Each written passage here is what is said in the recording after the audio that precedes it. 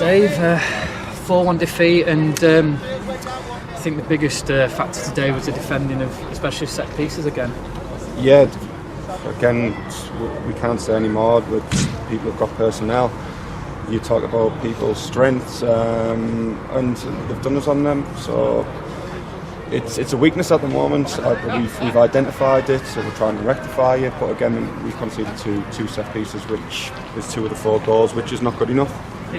We'll say that the players have to take responsibility now. You can only coach it and tell them so many times, can't you? Is it up to the players now to sort of take responsibility on it?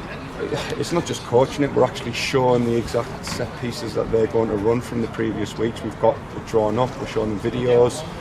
It's basically they're going to do this, so make sure it doesn't happen. And we haven't stopped it.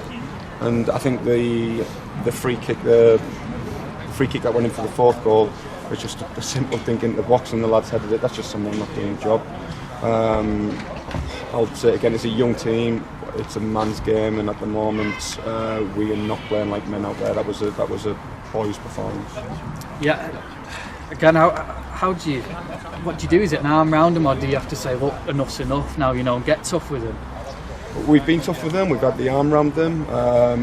What I won't stand for was the second half performance. I thought no matter how we normally play, if it's good or bad, we keep a good shape about us and we've got our legs and energy. Some players didn't have that today. They overrun us in all departments, which is a little bit of a concern because we take pride in ourselves tactically and physically. I didn't see that. I didn't recognise the second half. First half we did well to stay with them, got back into the game. Obviously there was a penalty miss, but we looked dangerous first half on the counter-attack. Second half we couldn't get near the ball all over the pitch, and they were just picking us off in wide areas, in midfield areas, and playing around the back when they wanted to. If we can't get the pressure on the ball, then we're not going to win the ball back.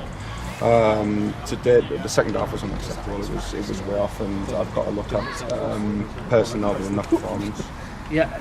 There were a few positives, so we thought Jordan Wynn got about the pitch well. Chris Sharp had a good debut as well. He linked up well with Dan Turner and took his goal well. Yeah, but I'll be honest with you, it's hard to take much positive out of today. I think 3-1, 4-1 was. I'm looking at players and they couldn't wait to get off the pitch, which was again unacceptable. I've said to the lads in there, which we bang on week in, week out, we have got to be at full pelt to stay in games and pick up points. If we're not a good team and we're not going to get anywhere near a point. So first half was us competing, getting about the pitch. Second half was, I don't know what it was. I don't know what that second half was. I didn't recognise it at all.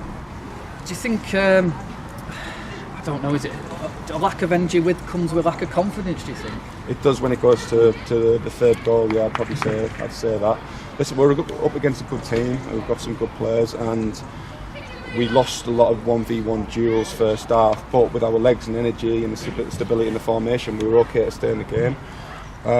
We carried on losing them 1v1 duels, but then lost the stability behind the ball, and it was going to get messy once that happened. We know confidence is low at the moment. When you go on a run like that, and we're doing everything we can to pick the boys up, but there's almost today was almost an acceptance second half, and I need to watch it back in terms of the players who did just accept that, because I can't tolerate that.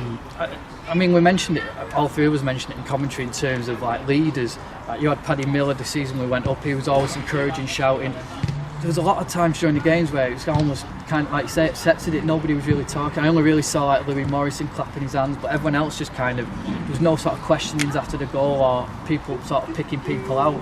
Do you need more of that? Yeah, well, you get that with young players anyway, but you take out Carl Brownell, who's a leader, you take out Liam Tong, who's a leader, Paddy Lane, not so much in his talking, but the way he plays. Yeah, there is a lack of leadership.